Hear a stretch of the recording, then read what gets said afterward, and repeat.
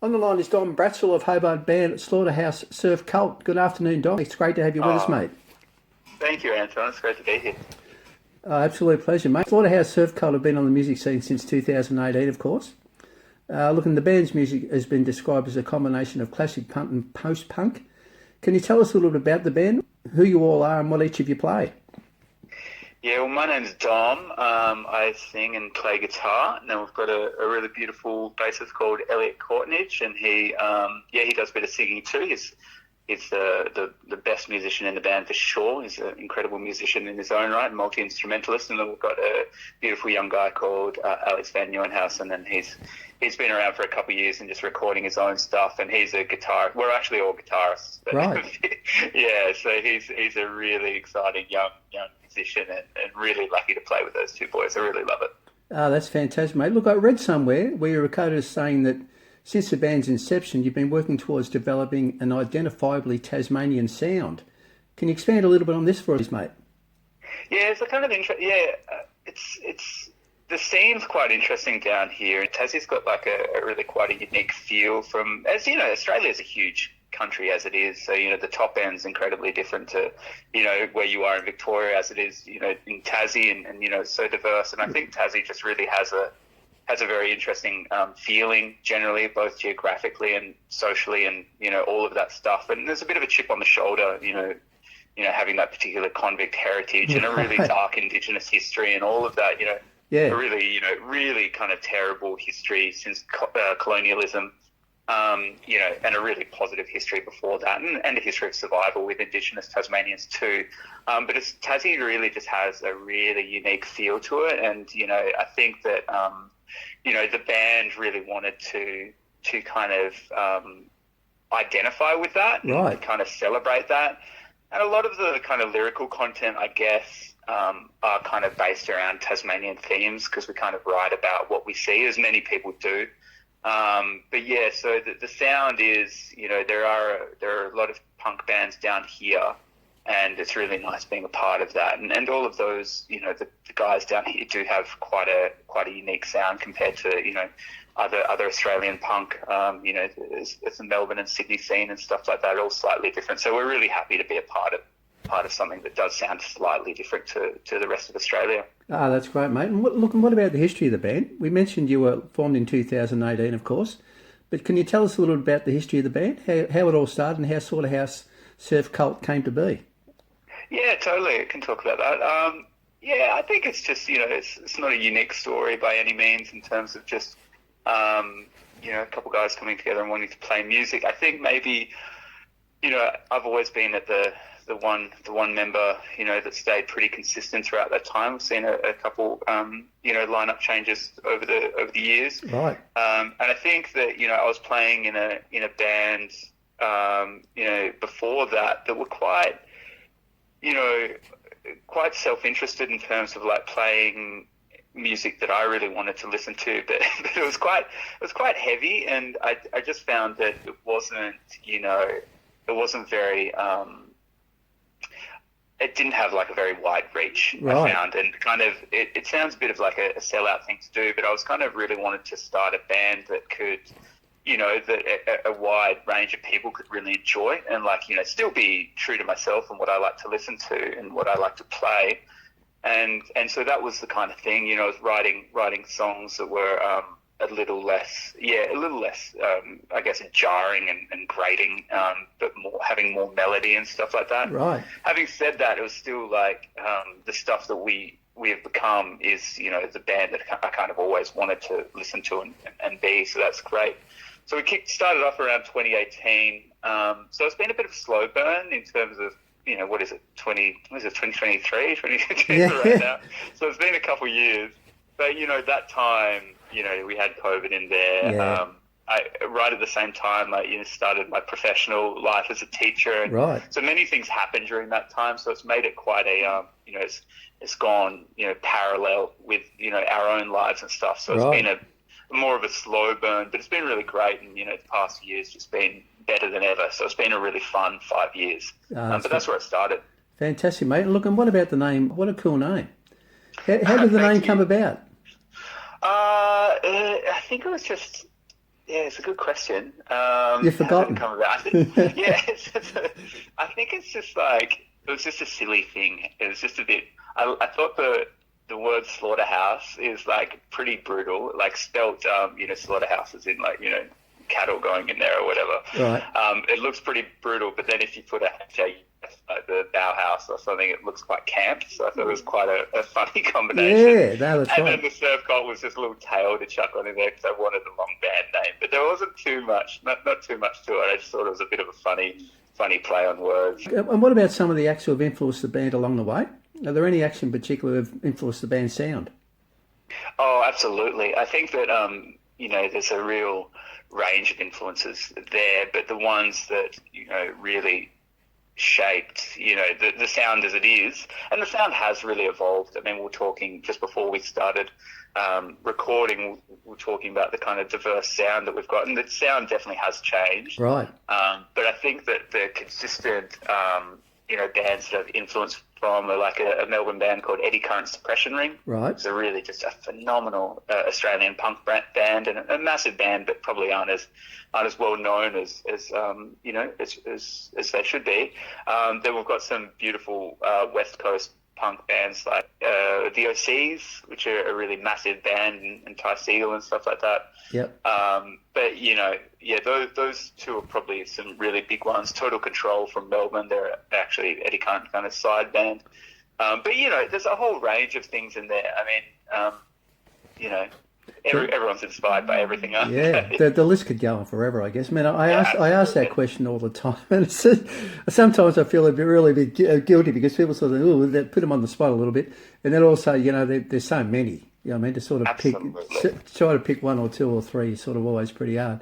Well done, mate. For each song, you could be like, this one comes from here, or absolutely, comes from here. So it's a difficult one. Fantastic, mate. Look, what about the band's released several EPs to date, and you recently released your first vinyl record, of course, the 6-track.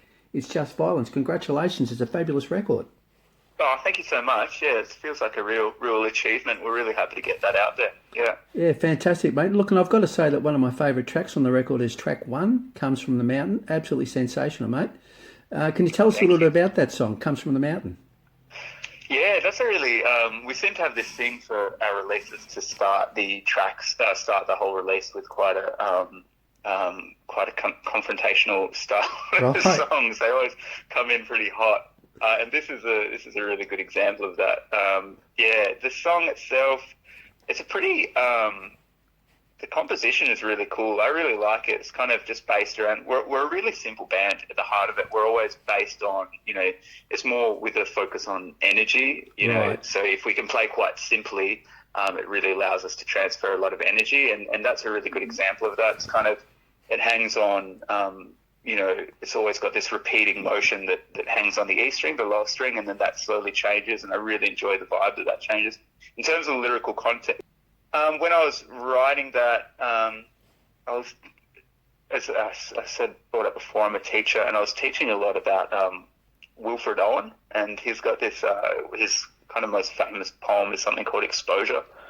And, I think I was just trying to be a little bit more abstract.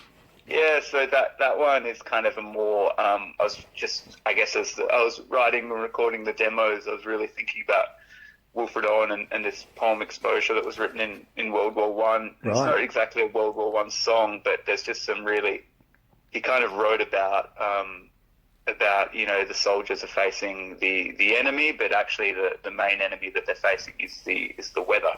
So they're exposed to the weather and the enemy, and they're actually in more danger from the weather. But the song itself doesn't kind of base around that theme. It's more just like kind of some of the imagery that he used in there.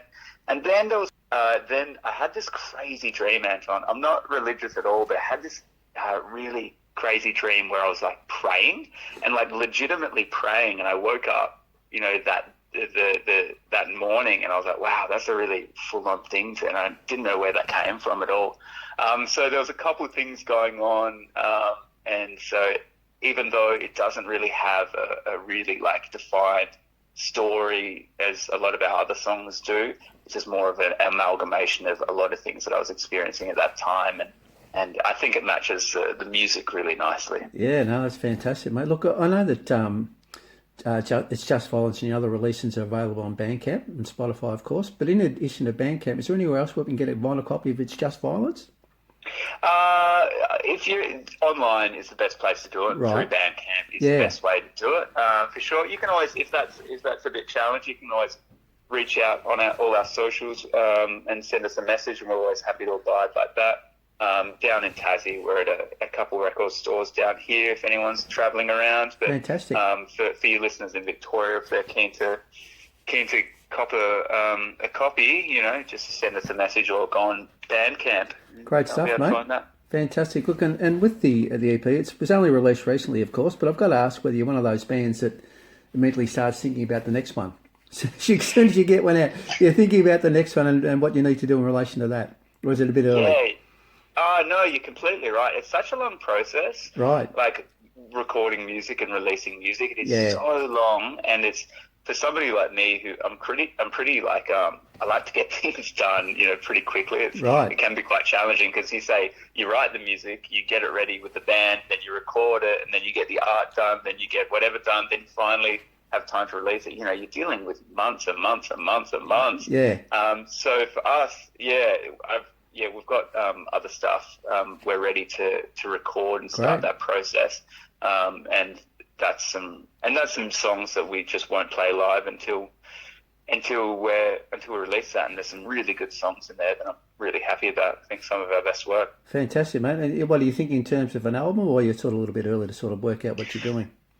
I'm not a big album guy, to be honest, Anton, because I find that's a space that should be, and I'm not criticising anyone that does release albums.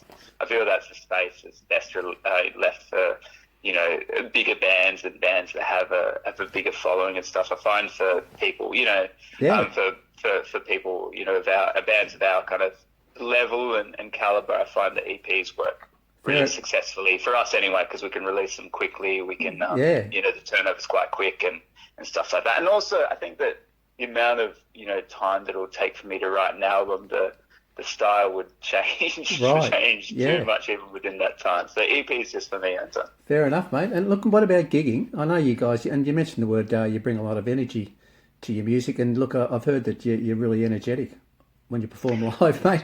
It really comes through. And I know you've got a gig this Saturday at Simple Cider in Hobart. Yeah, you're on the bill with 3 other bands. It sounds like it's going to be a great night. Yeah, absolutely. Yeah, we like to. We do a fair bit of gigging. It's we're playing. Yeah, there's a really beautiful festival circuit in Tassie, right? And so we're lucky enough to play it at the big festivals that go around. But they're kind of a little bit of a trap too, because you play all these really big festivals, with so many people there, and then you don't do that, and it can feel like, the next step we do has to be bigger. Right.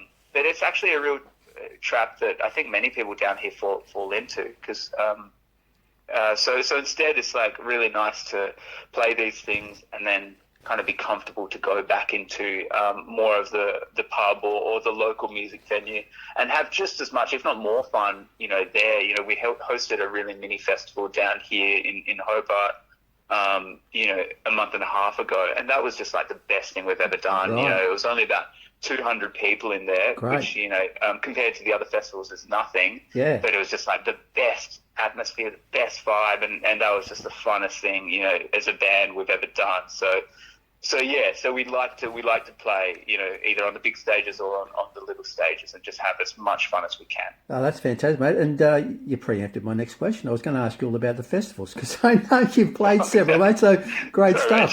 Thanks a lot. So we can cross that question off. Great stuff, mate. Look, before we let you go, we talked about the history of Slaughterhouse Surf Cult a little earlier. But what about Don Bratzel's own personal music journey? Are you able to sort of tell us about that? The really early days when you maybe first picked up a guitar or something like that, when you thought, I want to get into music, I love it, I want to sort of get involved. Yeah, can you sort of talk about that a little bit for us?